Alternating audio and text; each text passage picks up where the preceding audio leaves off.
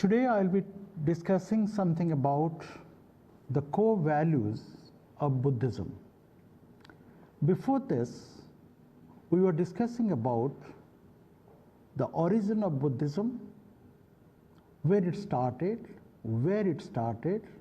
and what was the real principles of Buddhist philosophy. We also discussed all these things in my previous deliberations. But today, after speaking about how Buddhism is placed in different parts of the world, how Buddhism started in India and then came to different parts of the world, including China and Southeast Asia, today I'll be speaking something about what are the values of this religion that attracted so many people around the world. And today, 1/4 of the total population of the world, they believe in this religion preached by Gautam Buddha. Buddhism is a rather philosophy of life that expounded by the historical Gautam Buddha. Buddha means the enlightened one. The person who got the enlightenment, he became a Buddha. Now this Buddha, Gautam, after achieving the Buddhahood, after achieving the enlightenment, he was living in most part of India, born in Kapilvastu, Lumbini, and taught in many places in northern India, starting from the Deer Park in Sarnath in the 6th century BC. And this Buddha was not a god. Rather, he was a person who got the enlightenment or got the Bodhi. And the philosophy of Buddhism, the religion he preached was Buddhism, and the philosophy of Buddhism does not entail any theistic world. It believed non-theistic worldview. The teachings of the Buddha are aimed solely at liberating the people from suffering. This philosophy of Buddhism was to give a way to the people to go away from suffering and get the ultimate nibbana or ultimate escape from the life suffering. What are the basic teachings of Buddha? The basic teachings of Buddha,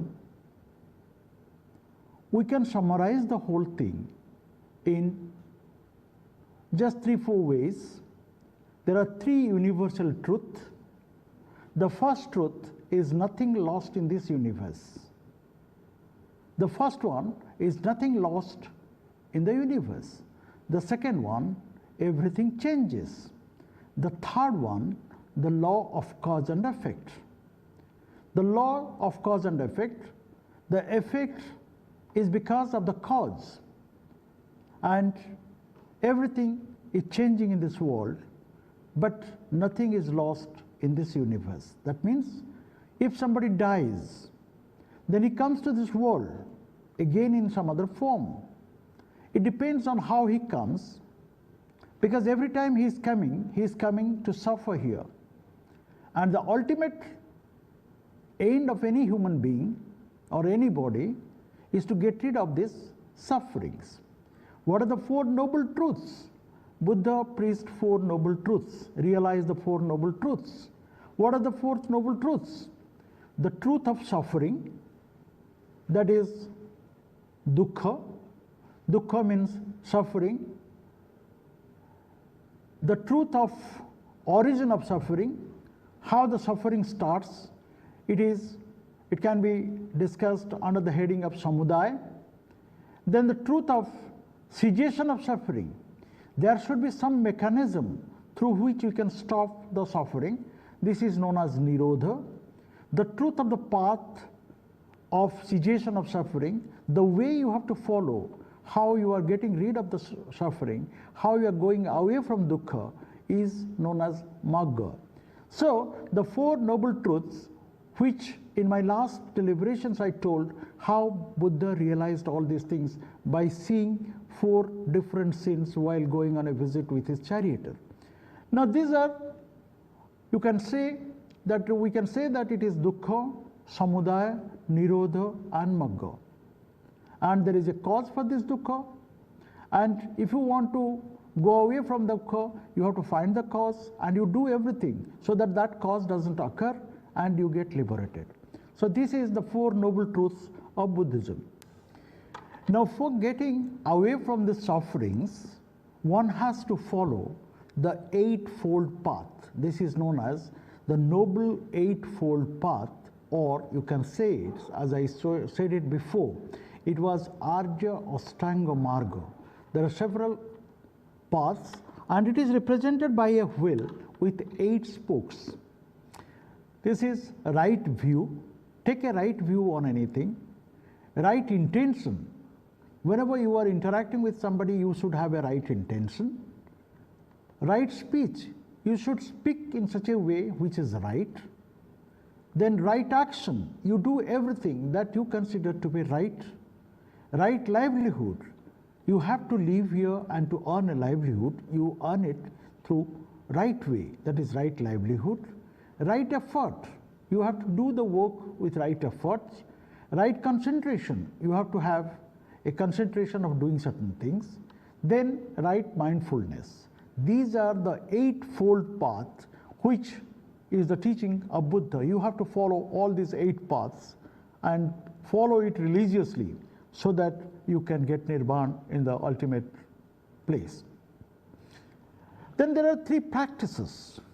What are the practices? Every Buddhist lay follower, whether he is a household follower or even for that monks who are renouncing the world and becoming the monks, coming to the Buddhist fold, they should practice the 3 things known as Shila, Samadhi and Pragya. What is Sila? Sila is the virtue, good conduct, morality. This is based on 2 fundamental principles: the principle of equality, that all living beings, all living entities are equal; the principle of reciprocity. You have to leave others in order to get the love. You have to love others in order to get the love. So the reciprocity should be there. It is a virtue, Sila meaning the virtue, and your good conduct. How moral you are, how good you are conducting yourself. And this is based on the fundamental principles of equality. You have to treat everybody equal to you. Then comes Samadhi. Samadhi meaning concentration, meditation, mental development, which is very necessary for mental development. You should have concentration on the thing what you are doing. You should have a meditation. You have to develop one's mind, is the path to wisdom.